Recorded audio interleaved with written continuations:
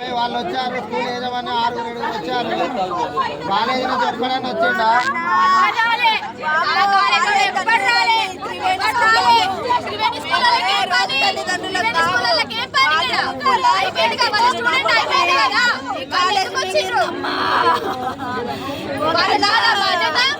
వాళ్ళకి లేదా ప్రెసెంట్ చదువుతున్నాడు సెకండ్ ఇయర్ ఇప్పుడు రాలేదు కాలేజ్ పాడింది ఆట పాడింది పాట సార్ అమ్మ వాళ్ళ వల్లే కదా ఇప్పుడు అంటున్నాడు వాడు.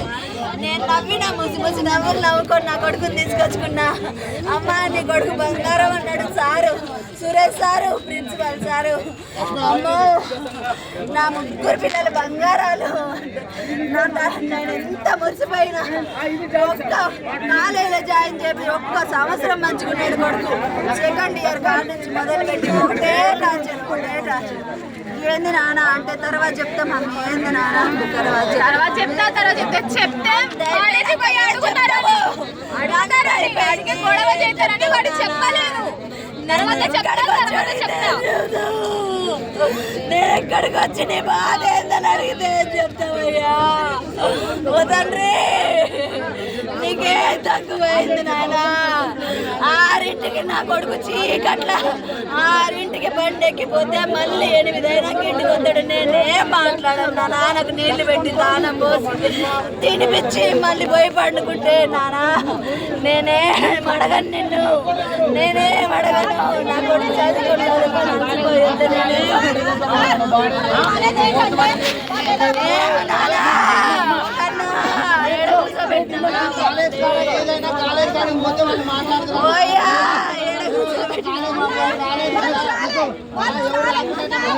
నానా.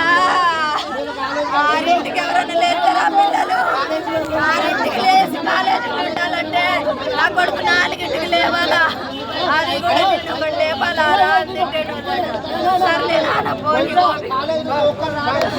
6ంటికి కాలేజీలు ఉండాలా నా కొడుకు? 8:30కి ఇంట్లో ఉండాలా నా కొడుకు? నేనేమన్నా మోసుకొని అన్నం తిని పడుకోండి. నా కొడుకు నేను నిద్రపోయిన లేపడగా నన్ను బాధ ఏంటాడు. ఇంట్లో ఏనాడు లేడు నా తండ్రి.